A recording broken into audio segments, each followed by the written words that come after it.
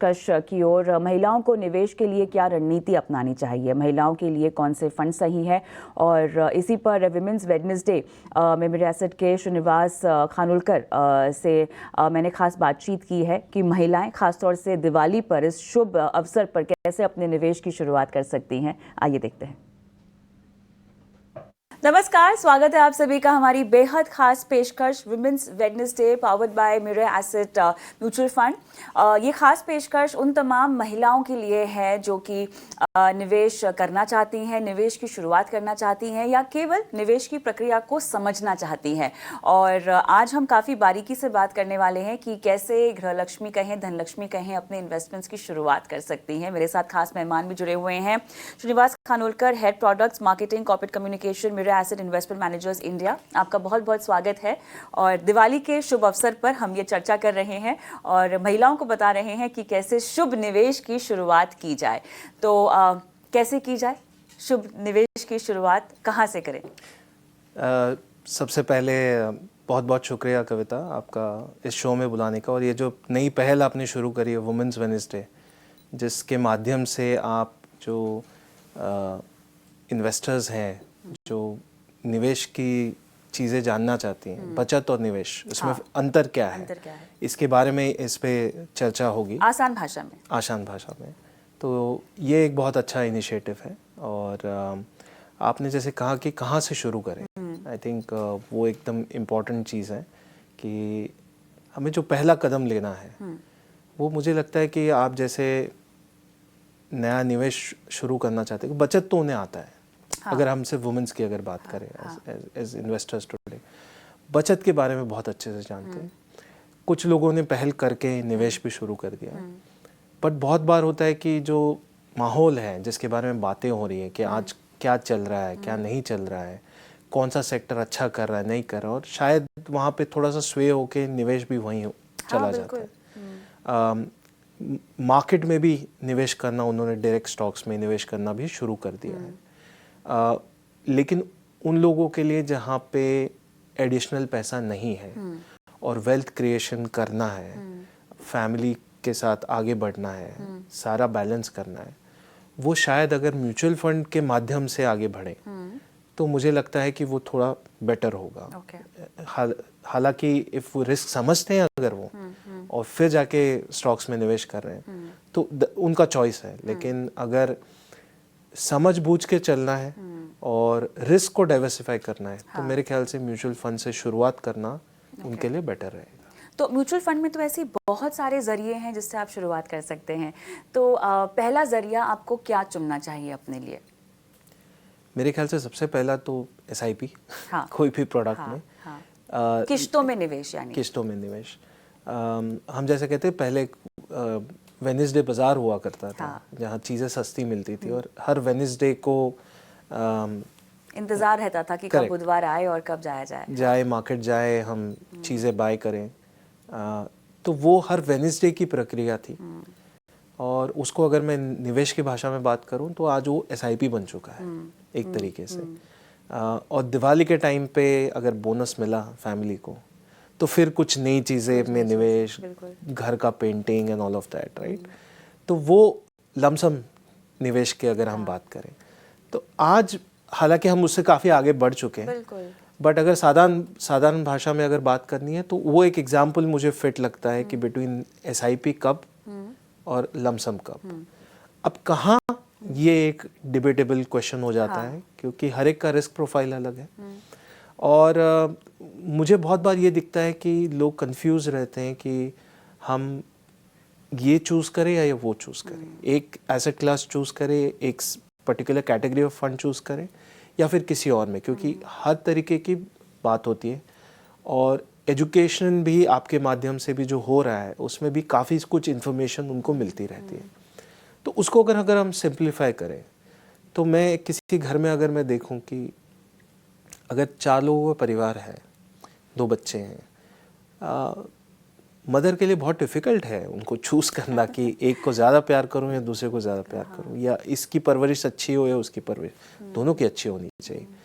तो जब ये क्वेश्चंस आपके लाइफ में ऑलरेडी हैं, निवेश में भी अगर हम वो क्वेश्चन लाए तो शायद लाइफ थोड़ी सी डिफ़िकल्ट हो जाएगी। हम जो क्वालिटी टाइम हमको वहाँ स्पेंड करना चाहिए और अपने बाकी काम में करना चाहिए ऑल ऑफ दैट, वो यहाँ पे अगर हम डिबेट डिस्कस करके उसमें काफ़ी लंबे अवधि निकल जाए तो मेरे ख्याल से वो आप मिस कर जाएंगे। इसलिए मुझे हमेशा लगता है कि शुरुआत आप एक अच्छे हाइब्रिड फंड के साथ करिए, जहाँ पे आपको इक्विटी भी मिले, डेट भी मिले, और अब तो मल्टी एसेट में गोल्ड भी आ गया है। तो मेरे ख्याल से ये एक अच्छा जरिया रहेगा शुरू करने। इसमें जोखिम कैसे डाइवर्सिफाई हो जाता है वैसे? अगर आप सिर्फ इक्विटी फंड लेंगे तो उसमें 100% इन्वेस्टमेंट सिर्फ एक ही क्लास में हो रहा है। सिर्फ अगर आप डेट फंड लोगे तो उसका भी पूरा इन्वेस्टमेंट सिर्फ डेट में ही होगा, राइट? तो और दोनों के रिटर्न्स लगभग अगर आप हिस्ट्री देखें तो हाफ होता है, जितना इक्विटी का रिटर्न है उसका हाफ इज डेट का रिटर्न, जनरल प्रिंसिपल, राइट? लेकिन अगर आप इन दोनों को समावेश करके अगर निवेश करें, जैसे हाइब्रिड इक्विटी फंड्स है, एग्रेसिव हाइब्रिड इक्विटी फंड्स है, जिसमें 65 इक्विटी 35 डेट का कॉम्बिनेशन है। बैलेंस एडवांटेज फंड में आपके पास इक्विटी, डेट और आर्बिट्राज का कॉम्बिनेशन है। इक्विटी सेविंग्स में भी वही कॉम्बिनेशन है, लेकिन लगभग एक तिहाई होता है इक्विटी, डेट और आर्बिट्राज में। और फिर मल्टी एसेट है, जिसमें आपके पास हमेशा एक या गोल्ड या सिल्वर का एक एडिशनल ऑप्शन होता है। तो ऐसे आपके पास अलग अलग है, जहाँ पे आपको इजी लगता है समझना, आई थिंक वो वहीं से शुरुआत करनी चाहिए। तो क्या मैं ये भी समझ रही हूँ कि मेरी कमाई थोड़ी सी कम होगी इसमें as compare to pure equity fund, ऐसा हम कह सकते हैं? तुलना तो वैसे नहीं करनी चाहिए क्योंकि इसमें अलग एसेट क्लासेस भी हैं, बट कमाई और रिटर्न्स को लेकर फिर क्या उम्मीदें बनाकर रखनी चाहिए? जी, आपने बिल्कुल सही कहा, इसमें आपका एक्सपेक्टेशन थोड़ा सा कम होना चाहिए। अगर ये ज़्यादा बेटर करने लगे तो गड़बड़ है। अच्छा, ऐसा है? क्योंकि क्या है कि 100% इक्विटी का रिटर्न 65% इक्विटी नहीं देगा, बिल्कुल सही, राइट? तो ये थोड़ी सी समझ होनी चाहिए, राइट, कि ये आगे नहीं बढ़ेगा, ये उसके आगे रिस्क में नहीं बढ़ेगा, राइट? ये भी हो सकता है कि मैनेजर की एबिलिटी से आपको रिटर्न मिल जाए, बिल्कुल, बट कंसिस्टेंटली वो चीज़ over a period of time थोड़ी सी मुश्किल है, क्योंकि आपका कंस्ट्रक्ट ऑफ प्रोडक्ट अलग है, राइट? अगर जैसे हम बात करते हैं, आजकल इंडेक्स इन्वेस्टिंग काफ़ी बढ़ गया है, राइट? तो इंडेक्स इन्वेस्टिंग है कि जो मार्केट में जो है, जैसे लोगों को निफ्टी, बीएसई, सेंसेक्स बहुत इजीली समझ में आ जाता है। सेम इन्वेस्टमेंट चाहिए तो मैं उसी का इंडेक्स ले लूँ, लेकिन उससे अगर ज़्यादा मुझे चाहिए तो फिर आप उससे तो नहीं मिलेगा। आपको एक्टिव फंड की तरफ रुझाव करना पड़ेगा, राइट? या कुछ स्मार्ट बीटा प्रोडक्ट्स की तरफ रुझाव करना पड़ेगा। सिमिलरली अगर आप कहते हैं कि मुझे उतना रिस्क नहीं चाहिए, बट रिटर्न तो ज़रूरी है वेल्थ क्रिएशन के लिए, तो I think hybrid funds are a good option to go. वैसे जोखिम के मामले में महिलाएं पुरुषों से काफ़ी बेहतर भी इन्वेस्टर के तौर पर देखी जा रही है, क्योंकि बचत की तो समझ हमेशा से उनमें थी, और जब इन्वेस्टिंग की बात आती है तो वो हमेशा लॉन्ग टर्म इन्वेस्टिंग को ज़्यादा तवज्जो देती हैं। तो मेरे ख्याल से जब आप लंबा रुक जाते हैं तो आपका रिस्क थोड़ा सा मिटिगेट हो ही जाता है, कम हो ही जाता है।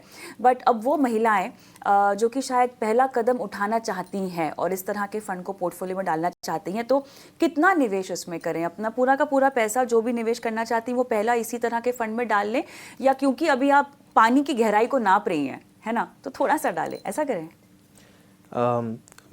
आपके पहले वाले इस पे मैं डिबेट नहीं करना चाहता हूँ। बहुत अच्छे इन्वेस्टर्स हैं और बहुत अच्छे मनी मैनेजर्स हैं, बिल्कुल। अब मैं एक थोड़ा सा पीछे जाना चाहूँगा। आप अपने परिवार में जाके देखिए, मदर ने गोल्ड खरीदा, बिल्कुल, दादी ने, नानी ने गोल्ड खरीदा, परदादी परदानी ने गोल्ड खरीदा, हम लोग जनरेशनल गोल्ड इन्वेस्टर्स हैं, SIP इन्वेस्टर्स हैं गोल्ड में, लेकिन हमने कभी उसको वैसे नाम नहीं दिया। प्रोसेस वही है, वही प्रोसेस आज चेंज होके इक्विटी में आ गया कि हम SIPs कर रहे हैं, राइट? अभी वही प्रोसेस आप अगर इन प्रोडक्ट्स में भी करोगे तो शुरुआत तो हो जाएगी, राइट? अभी बहुत बार होता है डिबेट, यही होता है कि गोल्ड का भाव अगर आपने देखा होगा ओवर पीरियड ऑफ टाइम कि काफ़ी ऊपर हो गया INR टर्म्स में, डेफिनेटली अब लॉट ऑफ पीपल लूज कर चुके हैं कि हमने शायद उन्होंने वो निवेश नहीं कर पाया उस समय, right, over a period of time. तो हम ये टाइमिंग में फंस जाते हैं कि आज नहीं ले पाए, कुछ हो पाए, लेकिन वही अगर आप हाइब्रिड में जो मल्टी एसेट प्रोडक्ट है उसमें मिनिमम 10% एलोकेशन गोल्ड या सिल्वर को हमेशा है परपेचुअली, वो कम नहीं होगा, वो बढ़ ही सकता है। तो क्यों ना हम ऐसे प्रोडक्ट में जाए।